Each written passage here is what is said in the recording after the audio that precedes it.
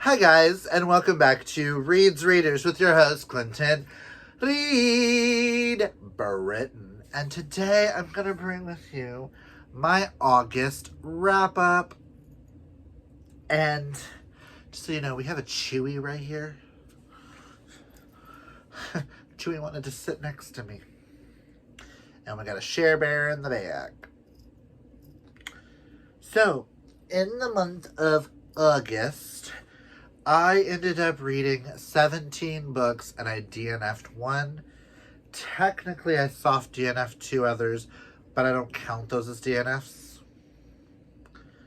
So, out of those 17, I got 1 2.5 stars, 6 4 stars, 6 5 stars, and 4 6 stars.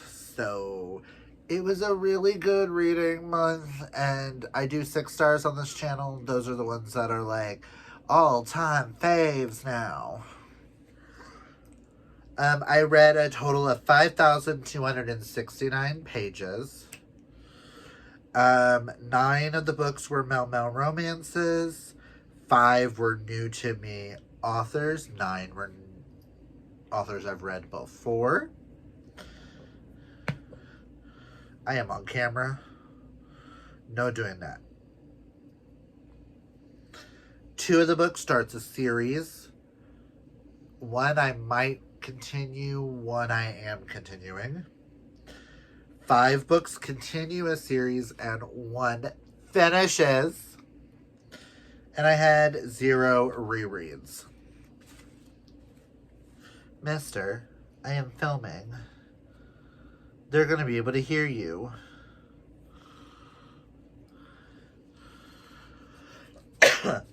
But let us go over my DNF of the month. And my DNF for the month was Catching Kaylin by Maya, Nicole, and Britt Andrews. All I'm going to say is this book felt very icky.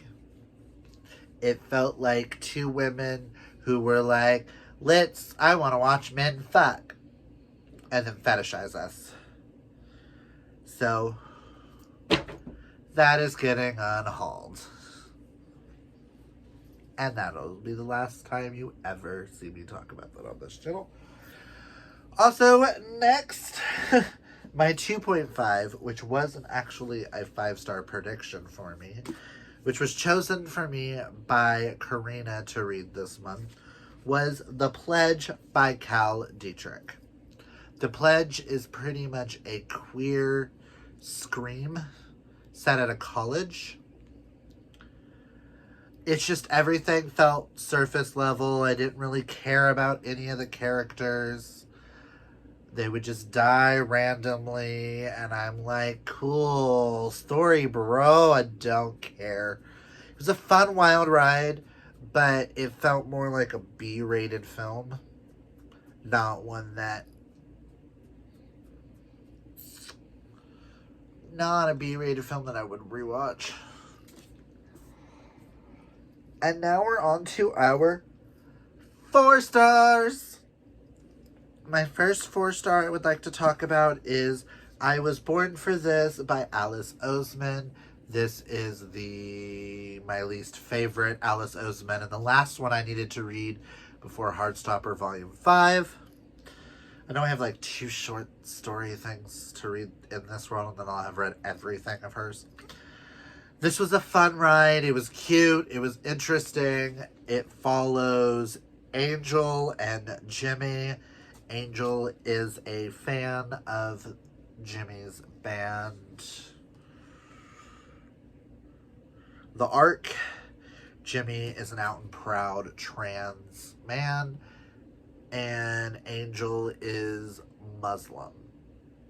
Really cute. Everything that happened in here. Cute, contemporary, but forgettable. And that's okay. Not everything has to be a major hit here. Right, Chewy? Right. Right, Chewy. See, you're on camera. Is this what you wanted me to do, is hold you for a moment? Our next 4-star I've got to talk about is The Naturals by Jennifer Lynn Barnes. It was super cute, just felt very YA. It is like a YA Criminal Minds, I would say. And there were some twists and turns in this that I so did not see coming. Do you have to sit underneath the tripod?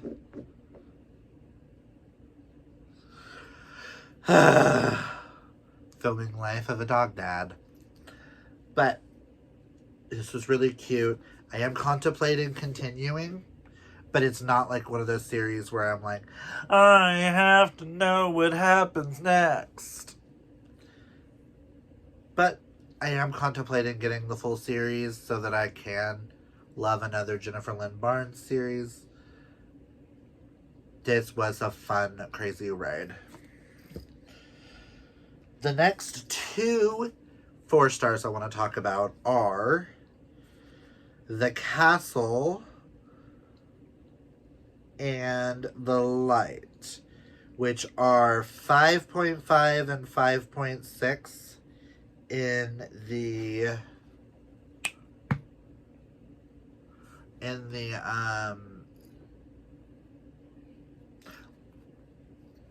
Love and O'Leary series. Duh. Castle is Brian and Dare's story, which was super cute. And The Light had me tearing up if it was longer. I wish The Light was a full-length novel. It is Mark and Franz, and they are adorable. Just, Brian is the ex of Jamie in The Fire, which you'll see The Fire and the Night also in here. I wrapped up this series. The Light ended up being the last thing I needed to read in this series. I do need to read Unicorns Forever, but to read that, I have to read the first book in her Whispering Keys series. But I'm excited to get to those. Next, I read Tell Me What Really Happened by Chelsea Sadati, which I pre-ordered this solely for the fact... Did I pre-order this year, or was it last year? I think it came out towards the end.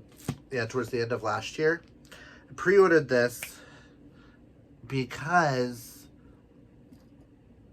it's told completely in police interviews. This is about a group of friends where one of the friends goes missing on a camping trip. And all the police are trying to figure out what happened to her. They find her body, stuff like that. So they are interviewing everybody. I will say that there is one character in here who is obsessed with Bigfoot. So the entire time you can't tell, is Bigfoot real? Is Bigfoot not? Is this character crazy? Did Bigfoot kill this girl? Who killed her? And all that. But it was a very fun ride. The entire audiobook is a full cast audio. It was so much fun. And the last 4-star I have to talk about is The Cerebras by S.A. Chakraborty. Chosen to me by Karina. Really good idea, Karina. This was one of my most intimidating books ever on my TBR. I now have books 2 and books 3 over there, and pre-ordered book 4 on paperback. This series follows Nari and Dara. Nari is a con woman who accidentally summons a Jinn. Dara, who ends up taking her off to Daevabad, the city of the Jinn. That's all I'm really going to say, because that's all you really need to know going into this. And I feel like with that, you'll have an amazing time. Yes, I gave this 4 stars, but this is an amazing entrance to a high fantasy, which I don't read a lot of adult high fantasies. So for me to read it and love it, as dense as it is, it was a lot of fun. Now on to our 5 stars. Starting with Storm Cursed by Patricia Briggs. This is book... Was this book 10 or book 11?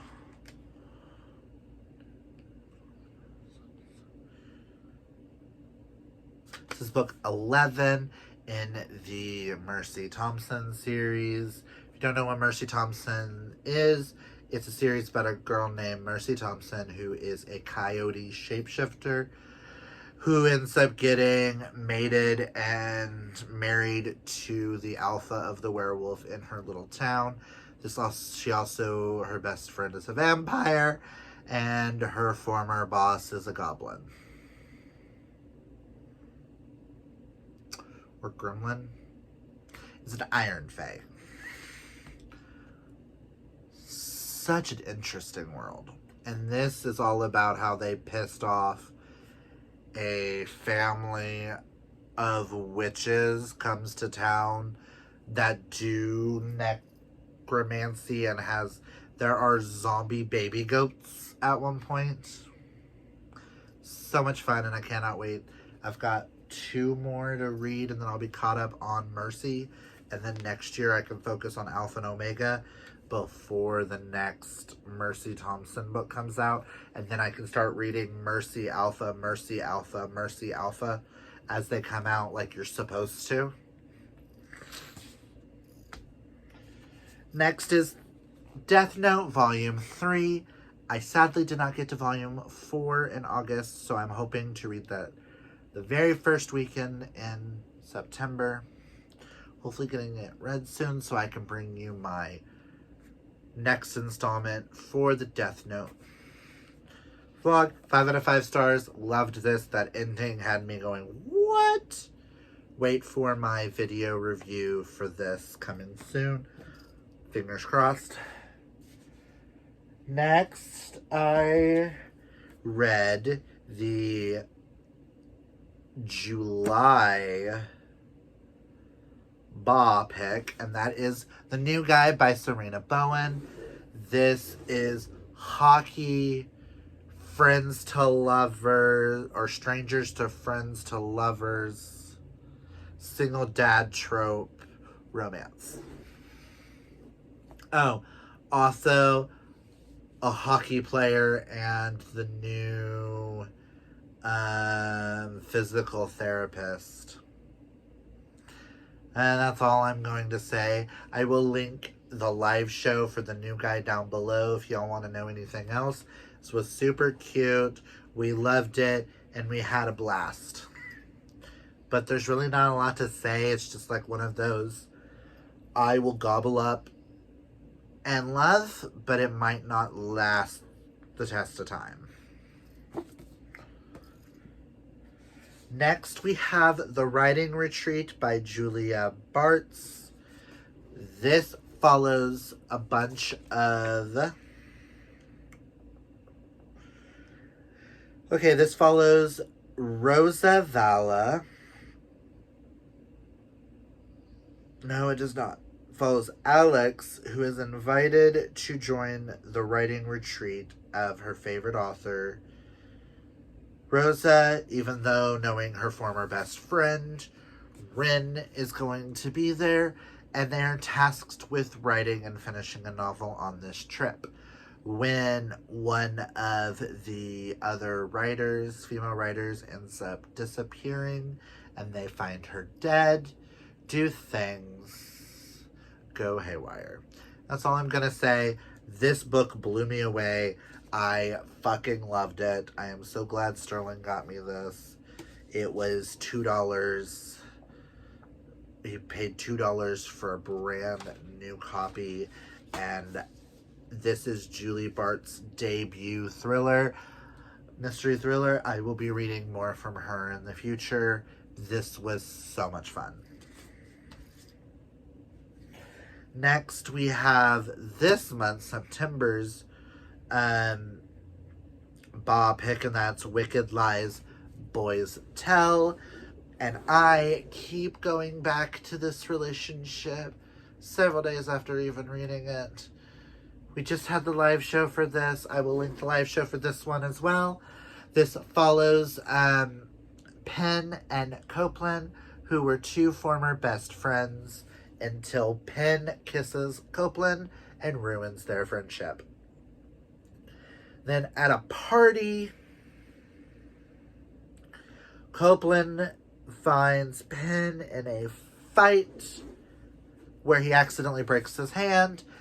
Copeland interjects himself, protecting Penn, and things go from there. This goes from friends to enemies, enemies back to friends, to possibly more. This is a really dark telling story of two men who, or two boys, they're both 18, two boys who have seen darkness their entire lives, and it takes them both going through those dark times to come together to find that rainbow at the end of a rainstorm. And this is such a beautifully told story. I will definitely be reading more from this author, especially when it comes to memoir romances. And Copeland Justice is amazing. Just, yeah. And the last 5-star we have was also picked by Karina to read this month, and that is Delicious Monsters by Liesl Sandberg. All I'm going to say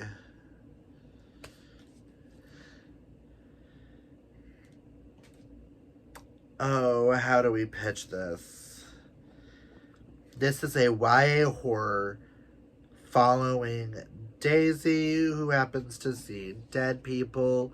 Her mother inherits a house that she's not allowed to enter.